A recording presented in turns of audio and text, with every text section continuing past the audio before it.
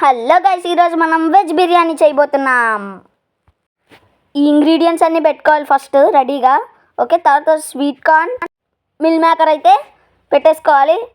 Sweet corn meal maker తర్వాత అయితే ఇదిగోండి, ఈ ఇంగ్రీడియంట్స్ అన్నీ ఫస్టే పెట్టుకుని ఉంచుకోండి.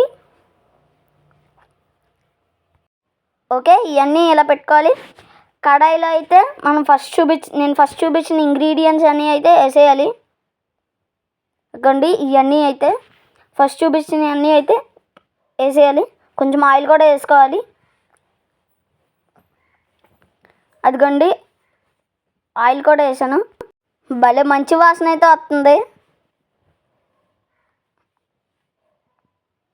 అన్నీ కలిసేలా ఒక్కసారి కలిపేసుకోండి.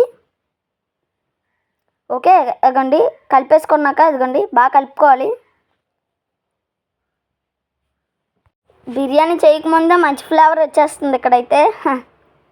ఓకే, 2 పచ్చిమిర్చి, నేను తర్వాత చూపించిన ఇంగ్రీడియంట్స్ అన్నీ కూడా ఇదిగోండి వేసేయాలి.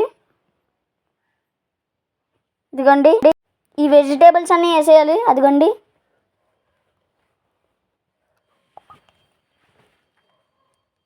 చూసారు కదా, అదిగోండి కొంచెం కొంచెంగా అన్నీ అయితే వేసేయాలి.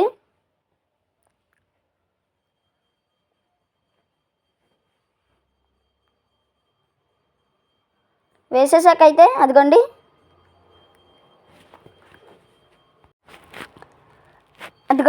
అన్నీ అయితే వేసేయాలి. మనం వాటిని అయితే ముక్కలు కట్ చేసుకున్నాం కాబట్టి కొంచెం కలిసేలాగా అయితే కలుపుకోవాలి. చూస్తున్నారు కదా, చూపిస్తున్నట్టే కలిసేలాగా కొంచెం కలిపేసుకున్నాక రైస్ అయితే పక్కన ఉంచుకోవాలి. 1 cup rice. Okay, rock salt అయితే వేయాలి. రాక్ సాల్ట్ అయితే వేసేసాక కారం కూడా అయితే వేసేయాలి. అదిగోండి, కారం కూడా వేసేసాం. కొంచెం కలపాలి. స్వీట్ కార్న్ మిల్ మేకరు వేడి నీళ్ళలో ఉడకపెట్టినవి అయితే వేసేయాలి. అయితే కలిపేసుకోవాలి. ఇప్పుడు అన్నీ కలిసేలాగా స్వీట్ కార్న్ మిల్ మేకర్ కూడా కలిసేలాగా బాగా కలిపేయాలి. ఇక్కడ చూస్తున్న విధంగానే బాగా కలుపుకోవాలన్నమాట. అదిగోండి, బాగా కలుపుకున్న తర్వాత 1 కప్పు రైస్కి 2 కప్పులు వాటర్ అయితే వేయాలి. ఓకే, అదిగోండి 1 కప్పు రైస్కి అయితే 2 కప్పులు వాటర్ అయితే వేయాలి. చూపిస్తున్నా చూడండి.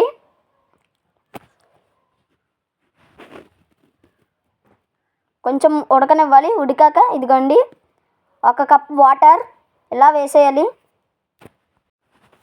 ఓకే, వేసేసాక ఇంకో కప్ వాటర్ కూడా వేసేయాలి. ఓకే, వేసేసాం కదా.